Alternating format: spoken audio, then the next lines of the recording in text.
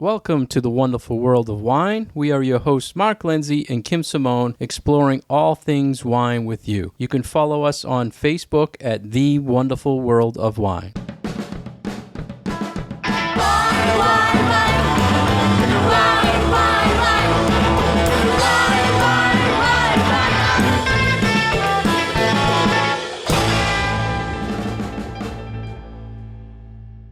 Hey, Kim, how are you today? Hey, Mark, how's it going? Good. Let's talk some wine. We're always exploring current trends or topics in the wine world. Our first topic is from 750.com. Frequent questions about wine or misconceptions about wine. Kim, we get this all the time when we run events. What in this article was one that stood out the most to you that is most misunderstood maybe about wine? I think the comments about misconceptions about different grape varieties and what the styles are is something that I've heard commonly from people. They might describe a certain style of wine that they like, but then go off to name wines that they think they like or grapes that they think they like, and the two don't necessarily match up. Like they might say, oh, I really like a heavier white, and then they'll say, like a Pinot Grigio. And I'll be like, not so much. Or same thing along the lines of something sweeter, where they might be like, yeah, I like a sweet wine, like a sweet Pinot Grigio. And there aren't that many on the market. So things like that, down to different grape varieties and different styles. What about you? Well, on that subject, you'll hear quite frequently what they call varietal character. So each grape typically has a certain character it should have. So unfortunately, in the wine market now, on a label, if it says Cabernet or Pinot Grigio, it only has to be 75% of that grape in the United States. So you might like a wine that's on the low end at 75%, and then you try one that's 100% of the varietal, and it's totally different. Mm-hmm. So I can see where people will be confused where they say, well, I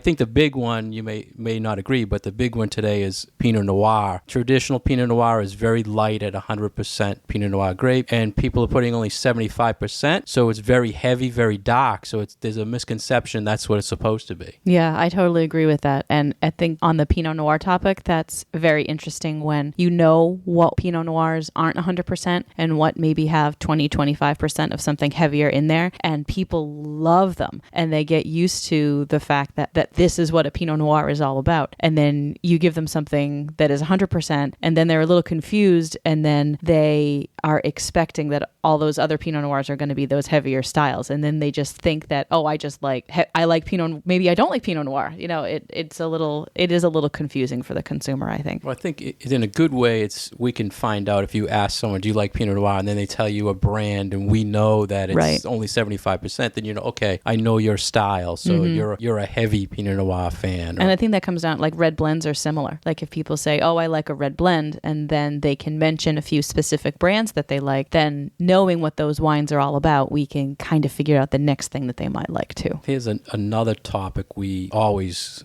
get involved with is the organic confusion. And there's probably not an event we don't do or a class where someone's asking about organics. Right. So to me, someone will say they're drinking or they're eating organic food or they're looking at label contents, but on wine, if it just says anything organic, organically grown, organic grapes, they're jumping all over it, not knowing the true organics of it. Right. The American organic label when it comes to wine is a little bit confusing for people because say you go into the grocery store and you see a bag of carrots that says organic carrots. You're getting organic carrots grown in an organic method of production. But wine is more confusing because there are two different categories of quote unquote organic for wine. You can have wine that's made with organically grown grapes, and that is their own thing, or you can have organic wine, which is really a totally different creature. And there are far fewer of those on the market and way more that are grown under just the grapes themselves are produced organically. And that's just for wines that are made in the US. Then when you look at wines that are produced in other countries, it adds a whole different level of complexity to it. Yeah, so organically grown compared to organically certified, big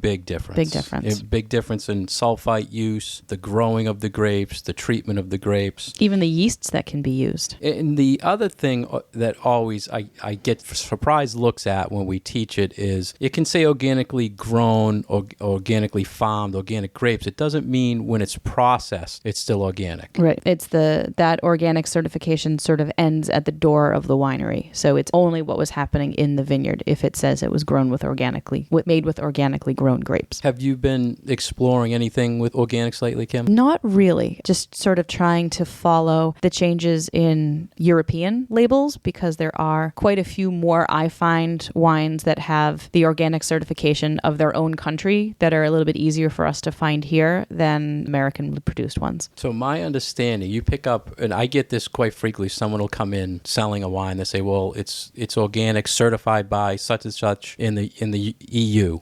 My understanding is the American TTB does not look at that. No, they don't. It doesn't. Just because it has a certified organic label from either one of the EU countries or overhead of EU doesn't mean that it has to be recognized by the US government. So you have to do some research on your own. If it mentions an organization that's certifying it, you should research that organization, make sure it's a true thing, because not being governed, they could put anything they want on that label to say it's certified. And quite frequently people say to me, try this wine. It's organic grapes.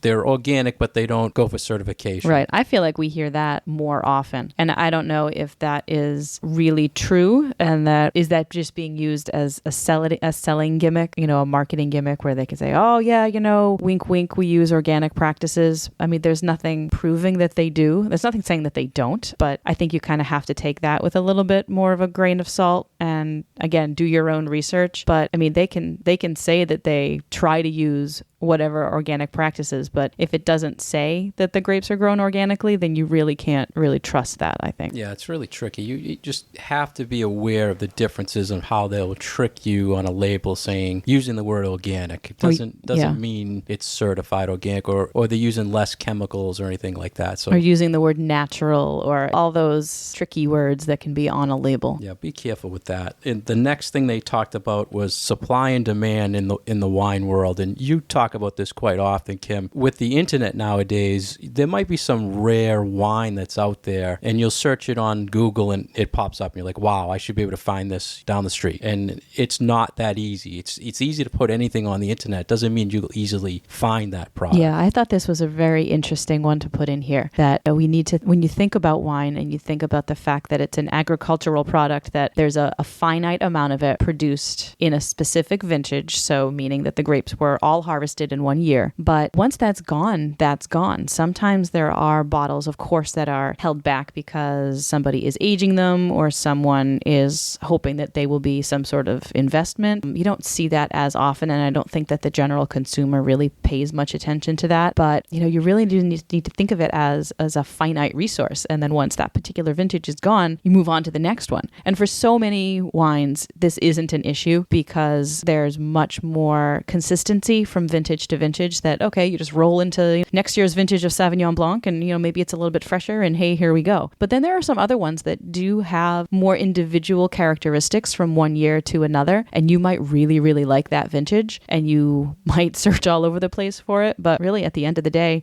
once it's gone, chances are it's probably gone. You mentioned production. As a consumer, Kim, do you research or look at when you're drinking wine, say, oh, I like this wine. Do you look at the production of it? Like how much is produced? Yeah. Not all that often. If I see it and then I can get a little bit of information maybe about the quality of the wine given how much is produced. So say I found a wine that's reasonably priced and tastes really good and there's only, say, 8,000 cases of that produced. That's pretty darn small production. So I might be a little bit more wary of saying, oh, I'll just come back in a couple months and get another bottle of this because I know that production is on the smaller side. So I might want to lay in a little bit more of it. But yeah, not necessarily. I mean, there's a big difference between a wine that maybe is only a few hundred cases or a few thousand cases and a million cases. But I don't think that is something that generally people are looking at unless we tell them to look at it. Yeah. So for me, I always put that in my notes. What's the production? Because if I'm tasting a wine, I'll say, well, how much are they making? Because if I'm finding something that's, say, under $20 and they're making less than 10,000 cases, say, to me, that adds so much more value to the wine. Small production at a low cost. So you're looking at that as an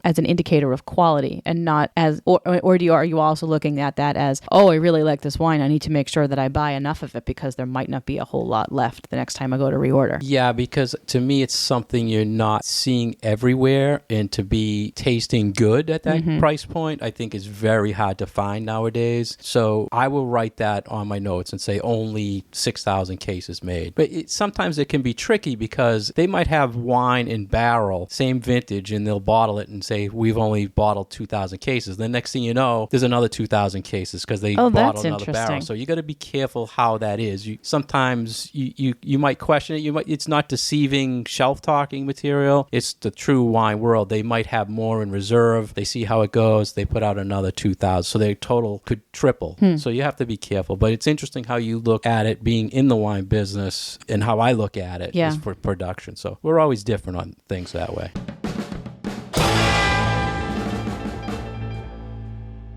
Welcome back to the wonderful world of wine. We are your hosts, Mark Lindsay and Kim Simone. You can find my website at vinitaswineworks.com, and you can find out more information about Mark at franklinliquors.com. We found a very handy guide on Bon Appetit's website about being able to identify certain faults and flaws in wine. So things that you might smell or taste in a glass of wine that really aren't meant to be there. And we thought that this was a really nice introduction to some of these things to the casual wine drinker who might not necessarily know the language to put with these things. So, Mark, do you often get returned bottles to the store because there's something wrong with the bottle? Do people necessarily know that they've got a bad wine? No, it's very low. They say it could be 1% to 5% that's bad that people should return. I think restaurants probably have a better or higher return rate than retail. Mm-hmm. The interesting thing on this article is how they explained flaw as something that's just a minor problem with the wine versus a fault, which is something major wrong with the wine. So many times I feel people may get a wine that is bad somehow, and they just think the wine is bad. It's not what would you say, an issue with the wine. Right. Does that make sense? Yeah, so we're not talking here about crummy wine, a wine that is just poorly made or uses low quality grapes, doesn't have any complexity to it. Just, what you'd call cheap wine, crummy wine. But I'm not even talking about price here. Price just like,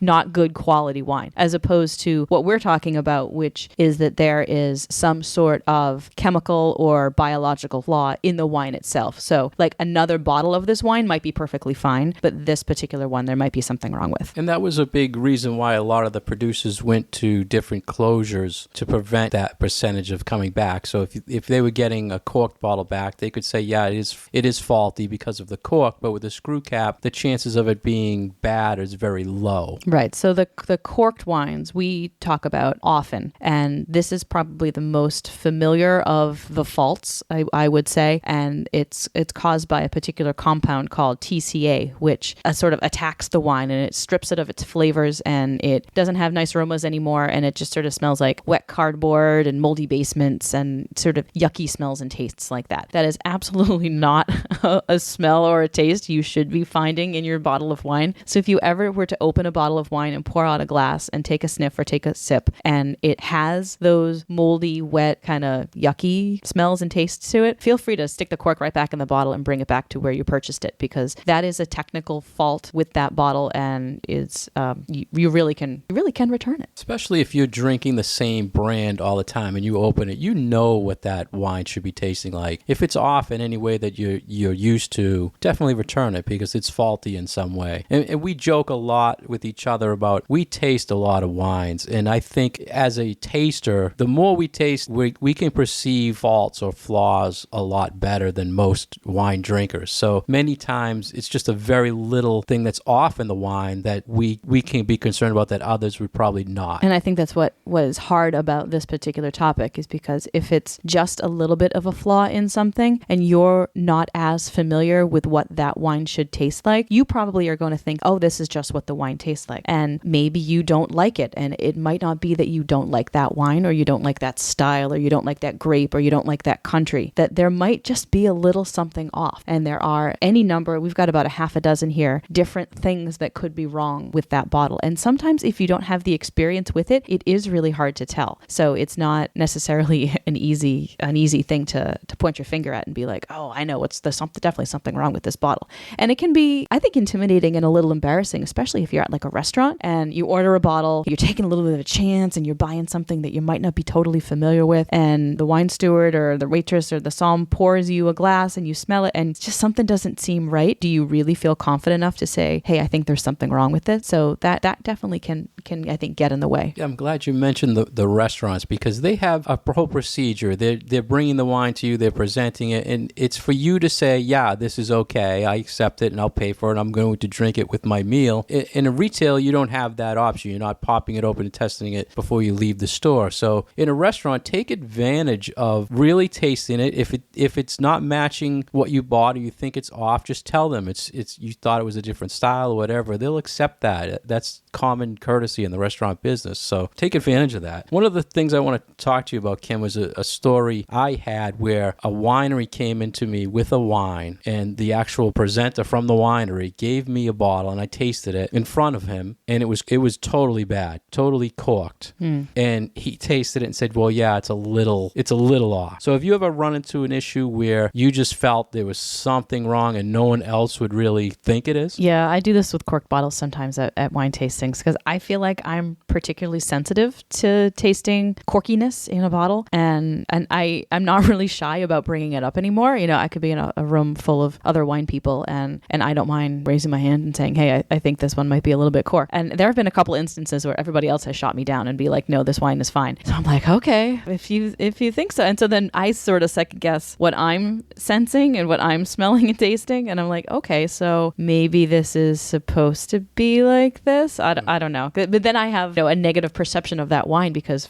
to me, it's not tasting and smelling the way that I feel like it's supposed to. So yeah, there is a threshold that really lowers when you taste more. So you obviously tasted more than probably everybody in the room, and I doubt and you that. tasted something that was different. Maybe. I don't know. I mean, but in the industry, when you go to when there's other people in the industry tasting, you feel really nervous to say anything's wrong. But you have to go with your gut and say, like you did, something's wrong here, right? And sometimes you'll be shot down, and sometimes people be like, no, this bottle is fine. That's the way it's supposed to taste. And you kind of just got to shrug your shoulders and be like, all right. But that's finding its way into my tasting notes. And there have been times where if other people have said, no, this is fine, this is, there's nothing wrong with it, I'll still write in my tasting notes corked, and I won't write a review of it, because I don't necessarily think it's fair, because I don't think it's a true representation of what that wine is all about. So. And on that point, how many times have we done tastings together and someone in the room was saying, oh, this is horrible, something's wrong, and then we taste it, and sometimes we agree, sometimes like you agree and I don't. We're like, ooh, this is nice. It's very common.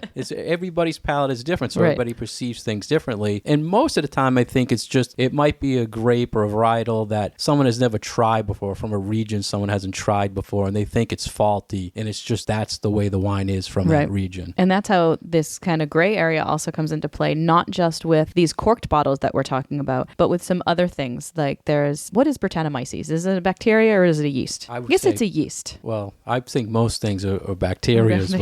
But I don't remember if Brett is a yeast or if it is a bacteria, but there's this other microbial organism that can get into wine that also imparts its own unique flavors. And it gives aromas and flavors of sort of like leather and horsiness and sweat sometimes. So just kind of, think of all those things in your mind. And for some wines, this is a ubiquitous flavor. Like this is something that is always there. And now we're starting to determine whether, okay, is this just how this grape smells and tastes and is supposed to, or is there something going on in the winery where there's almost to the level of, let's say, an infection of this microorganism that is imparting these flavors to the wine? And if it's been going on long enough, it just becomes the style of the wine. And there are varying levels of it. So if there's just a tiny little bit, is it a positive? And if there's too much of it, does it turn into a negative? So there are a couple of these things where it's like in small quantities, they add to the unique character of a wine, but at higher levels, then they become a problem. Yeah, that's a good way to explain it, because there are, like that Brett issue with the horsiness you call it, or the bond. It's normal in certain regions, but it can be overpowering if it takes control of the wine, I guess, or the fruit, I'm trying to say. If it loses the fruit. And some people like more of it and some people like less of it. I tend to like less of it, but a tiny little bit isn't necessarily bad. And then there's also sometimes too much acidity in a wine. And not just too much acidity, but a particular type of acidity called volatile acidity, meaning that, the wine it's not in balance, and it's almost going over the side into vinegar. And some people really like really high acid wines. So for them, this is a positive trait. But then for a lot of other people, it's not, because it can make the wine sort of unstable and just not particularly taste good. So that's another one of those that, in a little bit, very small quantity, it could work for certain wines. But then with too much, it just kind of knocks it over the edge. And it's like, oh no, this is definitely a problem with this. Yeah, there's so many faults. When we talk about flavor charts and taste profiles, there's also charts for faults. So if you detect something like you were saying, oxidized, or this horsiness, or rotten eggs or something, you can Google that term or research that term. It'll tell you exactly what the fault is. We don't want to kind of get more in depth and gross people out and turn them off on wine. But there are some things that are out there that do cause these issues. So if you want to get really geeky, you could look it up. But we want to keep you loving wine like we do. So Kim, you hear the term, someone says to you, this wine is oxidized. Do you consider that a flaw, fault, or what in the wine world? It kind of depends on the wine, which is my stock answer for most questions for people, unfortunately. Oxidation of a wine just means that there has been maybe too much oxygen exposure for the wine. So think of it as when you cut an apple and it starts to turn brown. That's oxidation. And the same thing happens with wine, because at the end of the day, it's fermented fruit juice. Fermentation protects wine sometimes from oxygen, but you usually need a little bit of oxygen exposure in order for all the cogs to turn and do all the right things so that you actually get your nice wine at the end of the day. But too much oxygen can spoil a wine. It will turn it brown. It will make it smell a little stinky. It'll have, what's a good way to describe oxidized wine? Some sort of that an apple has gone bad sort of a smell. I'm always searching for descriptive terms for wines that have oxidized. I think the best thing you said that I use all the time too is the fruit. You bite into an apple, it's white, and then the oxygen hits it and it turns brown, or banana. Those are the examples I always use I think people relate to that more. And especially, if you have an old bottle of white wine, so say a 10-year-old bottle of Pinot Grigio that you forgot on a shelf somewhere, if you pour a glass of that, it's going to be brown. Like, it's going to look like that cut apple. So I think at that end of the spectrum, then it's a fault, not that the wine has done anything wrong, but that it's just too old. So I guess you could say that over aging or just a wine is past its prime is kind of a fault in and of itself. But you sometimes do get a younger wine that isn't supposed to be that way, that maybe it has been exposed to excessive heat, or maybe there was something wrong with the cork or the closure and too much air got in there and it turned brown. So yeah, especially if you have a young white wine and you pour it and it's a brown color, then that's definitely a fault with that bottle. And then there are some wines that take a little bit of that oxidation and it's not a fault, and it's really not even a flaw. It's a part of their character of the wine. So there are sherries that are this way. This whole new movement with natural wines and orange wines, they are meant to be that way. So that's why I kind of said that it depends. It depends on the wine. But it's the opposite of another fault or flaw called reduction, which just means that there's too much sulfur in the wine. So when the wine was bottled at the winery, maybe there was a little too much sulfur dioxide added. And that, luckily, if you open up a wine and kind of swirl it for a little while, will sort of blow off, but it'll have the smell of like rotten eggs or a just struck match, like those kind of sulfury smells. You hear that a lot with the screw cap closure. Mm-hmm. The last thing they're doing in a very small airspace that's left in a screw cap is adding that sulfur. So you crack it open and right away you get hit with that blast of sulfur. So they're finding now, and this term's coming up a lot more with screw cap wines, they don't really age as well in the bottle with the screw cap. So you're hearing that quite often. And just to get back on your oxidized, as a shopper, if you look at most young white wines will come in a clear bottle. So when you're walking down an aisle, you can easily kind of detect if there's a badly fault bottle in the batch, because it'll already probably turn brown compared to the others. Have you ever noticed that, Kim? I have. And sometimes you notice the fill too. So sometimes if you are, say you're comparing 3 bottles of the exact same wine, if one's a little bit browner, it might have less wine in it too, saying that there has been a little bit of a leakage of some of the wine from the cork or from however over its cap. And so as the liquid has left the bottle, air has gotten in, and that's what has spoiled the wine. Yeah, that's a good tip. You can look at the caps or the corks and see if it's the levels dropping, or if they, like you said, if it's wet or it's showing any moisture on top, then you know something's going on. So pick the bottle next to it, not that one.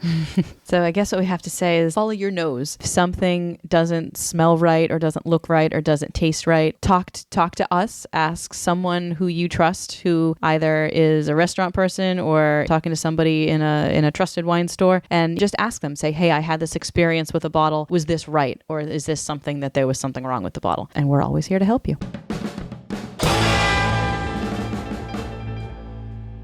You're listening to The Wonderful World of Wine. If you want more information about Kim, please go to her website at vinitaswineworks.com. If you'd like more information about myself, please go to franklinliquors.com. And if you'd like more information about our show, please go to Facebook on The Wonderful World of Wine. Next, we want to talk about alcohol levels being lowered or considered to be lowered in the United States. And this is a very serious subject that CBS.com had brought up. This could eliminate 10,000 alcohol-related deaths a year, Kim. So what is your overall impression on alcohol levels? I think people need, of course, to be careful when they are consuming an alcoholic beverage and then getting in a car and driving home or driving someplace else. I think it's very interesting that the research for this was exploring how lowering the threshold of what would get you arrested versus what wouldn't get you arrested, how that really does translate into fewer accidents. So it does seem to be that people are heeding new restrictions and making sure that they don't get behind the wheel, which is great. We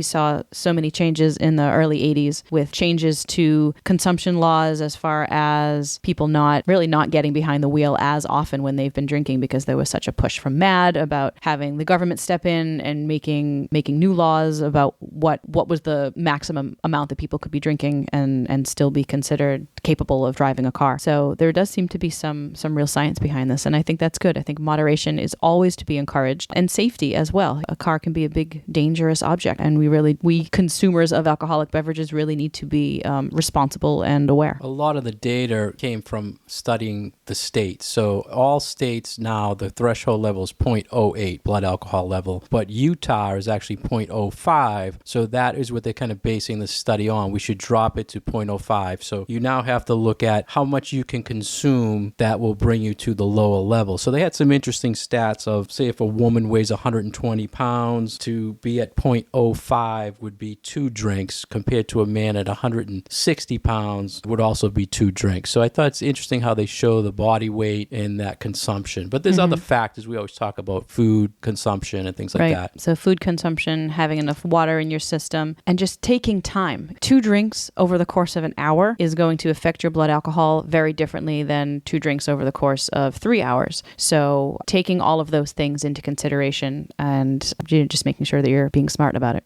I was surprised. I was thinking the EU, in Europe, that level was higher, but it's been 0.05 for a while, I guess. The French have actually always been very, very strict about their driving laws when it comes to your alcohol consumption, which, it does seem sort of counterintuitive. Got a country that is really known for its wine production, its wine consumption, its food traditions, and they're really serious about their drunk driving laws. So 100 countries use the 0.05 threshold level, and in the EU, they've cut the drunk driving deaths in half at this threshold. So I think that data alone is pretty interesting. They also said a few reasons why they feel it should be lowered. Kim, did you see about the size of glassware is expanding? So right, they're also saying that as glasses get bigger, people are going to consume more. And I know that there's been some research about this as far as how much food is on your plate, that if you have more food on your plate, you are more likely to consume more than if you have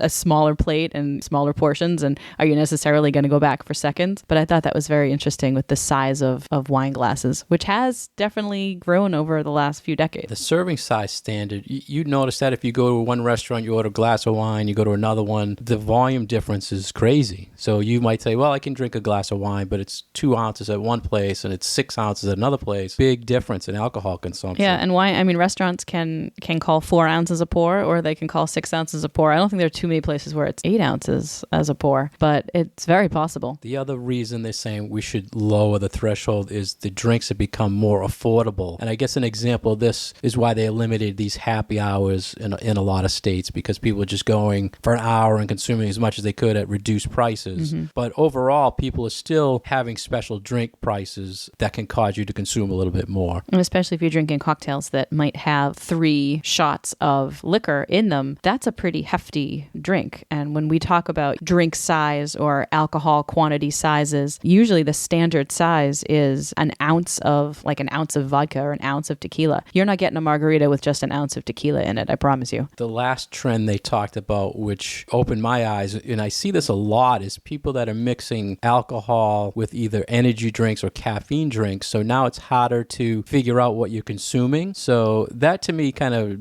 drew interest on the subject. Right. It's when there's that stimulant mixed in there with the alcohol. And what is that doing to not only your body, but your perceptions of things around you? And especially if you're trying to get behind the wheel of a car. I think in the industry, we're aware of it. It's a sad part of our industry, but we're aware of consumption. We always train on noticing things.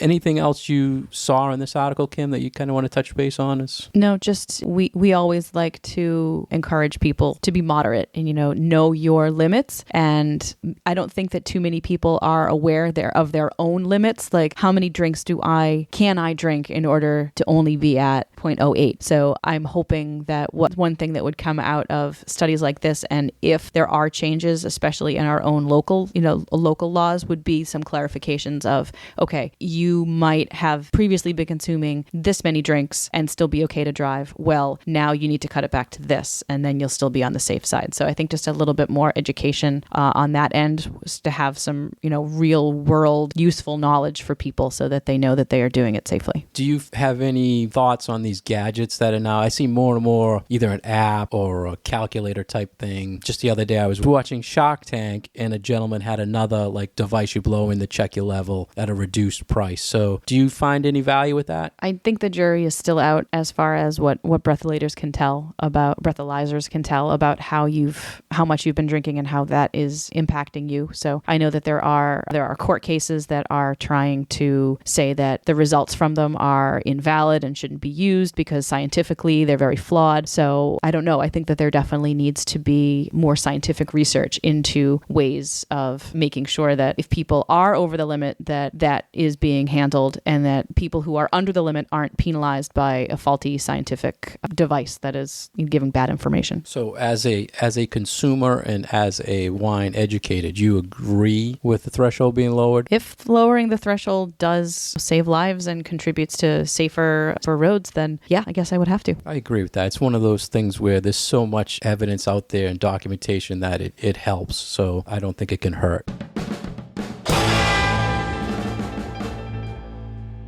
Thank you for listening to The Wonderful World of Wine. We've been your hosts, Kim Simone and Mark Lindsay. To find more information about our show, please visit us on Facebook at The Wonderful World of Wine. Cheers. Wine, wine, wine.